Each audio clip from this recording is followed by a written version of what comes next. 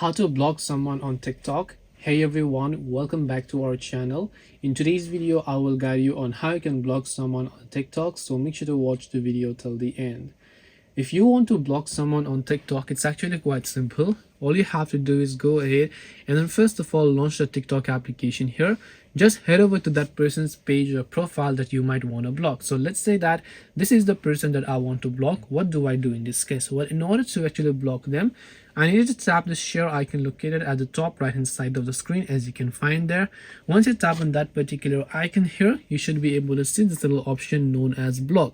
So now you can just tap the block option here and they will get successfully blocked once you confirm the changes. I don't have anything against this person, by the way. I'm just showing it for educational tutorial purpose only.